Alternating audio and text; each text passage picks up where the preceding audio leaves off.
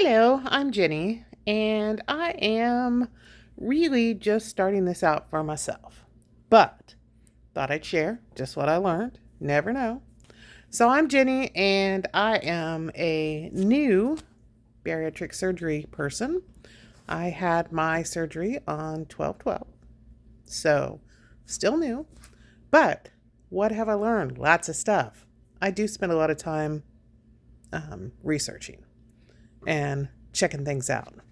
So today, I just kind of wanted to introduce myself, and I'm going to start adding these little videos to my YouTube channel, only because I want them, but if it helps anybody else, yay. So first of all, I'm in my 60s. I live in Georgia, where food is amazing. I show and train dogs, so there's always a lot of dog stuff around and a lot of dog noise. So in the future, if you hear a lot of dog noise, there is dog noise, and I'll probably introduce them to you at some point. If you're on my channel, my blog, my Facebook page, any of those things, you probably will already have met the dogs. But this really is going to be about my journey with food. One of the things I learned recently about myself was that I kind of hide from it and have hidden from it forever, which has kind of put me in the position to be a bariatric surgery patient. I've hidden from my health, I've hidden from my weight, I've hidden from a lot of stuff. Now, I'm going to try not to hide, which is the purpose of these short videos. I'm going to start off, I think, talking about my bariatric kitchen. I love to cook, always have. After surgery, before surgery, I knew I was going to have to make sure that my mom, who lives with me, and she's bedbound, can't cook and take care of herself. So I knew I was going to have to feed her. So I had to find a way to do that. And I also knew that I was going to have to feed myself afterwards a little bit. So I had to figure out a way to do that. So did some research. And the first thing about taking care of mom was we decided to do a meal service. We started it right before I started my surgery, so the week of my liquid pre-op diet. And what the meal service we chose was Factor, because I didn't have to do anything. All I have to do is punch holes in the top, read the directions, punch holes in the top, stick it in the microwave for a couple minutes, and boom, it was good. So there's no sponsorship or anything. I'm just telling you.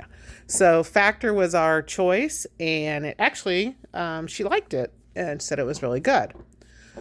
So then once I got through the first few weeks of pre-op and then post-op, I'm going to say for all you bariatric patients out there, I had the gastric sleeve, and I was super, super, super lucky. My body said, okay, we can do this.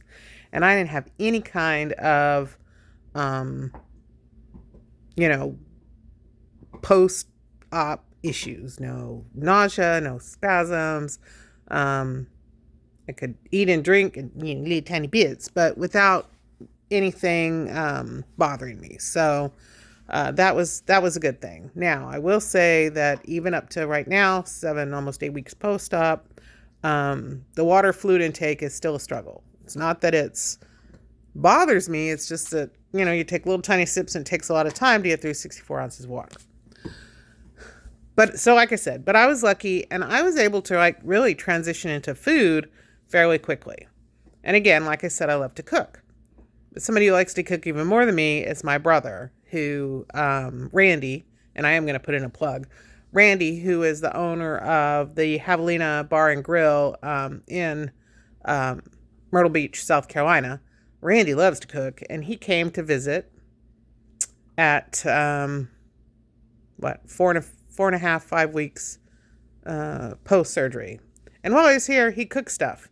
He made shrimp and mushroom risotto, homemade enchiladas, because we're from the Southwest and we miss our good enchiladas, and gumbo for football.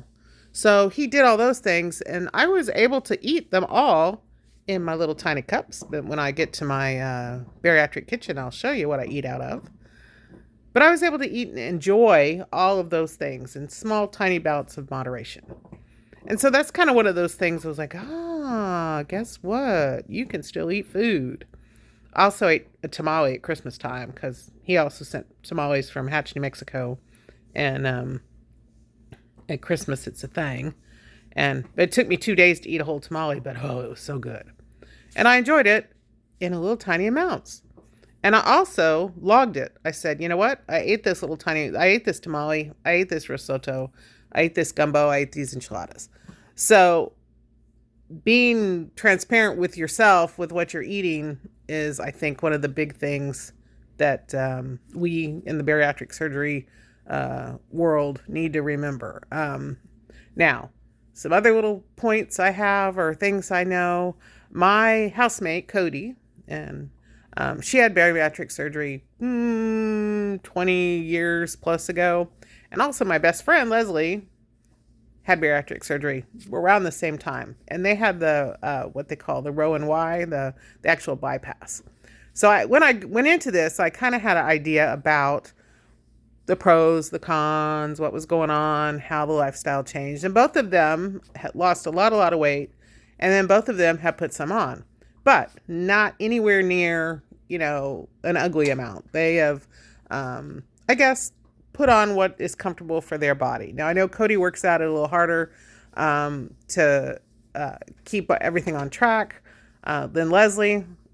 Cody is fabulous about meal prep, and I kind of watch her and kind of steal ideas from her, where Leslie is more of a moderated, go out and eat what she wants, but keeps everything in check kind of thing. Both of them eat completely differently than I do in real life. Like I said, Cody is a meal prepper, but she has definite likes and dislikes, where my palate is much more open to different things. And Leslie is a takeout kind of gal, and always has been. Not a huge cook from scratch person. And so, I've learned things from both of them throughout the years on how they manage it. And it took me a long time to decide to do the weight loss surgery myself. But now that I did it, obviously I'm all in because I don't have a choice.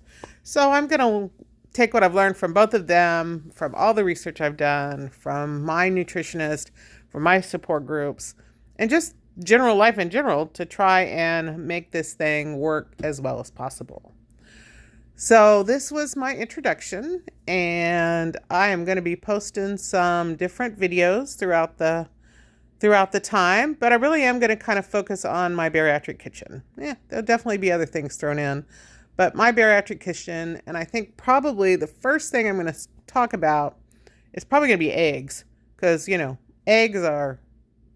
it's a funny story. I used to hate eggs. My mother wouldn't let me leave the table until I ate my eggs, and they were disgusting, and I refused to eat them. And it was a whole ordeal about eggs as a child.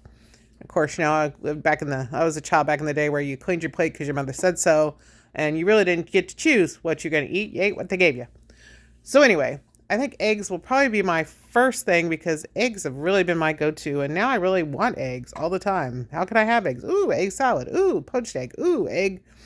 My favorite breakfast is fried beans, eggs with little cheese on top, and yum. But egg bites, egg omelets, whatever. But all in little tiny bits, and all made to be enjoyed. One of the things I planned on doing when I had this surgery is, once I knew what I could tolerate, I did not want to just drink protein drinks or just eat pre-prepared things that were high in protein. I really, really, really wanted to have, still have my palate pleased, if you will, because I like food. Obviously, I like food. So this is Messy Me. We're going to go on from here. If nobody watches these things but me, that's okay. And Messy Me will continue on, and we will learn about my bariatric kitchen next. Thank you. Bye, Jinnie.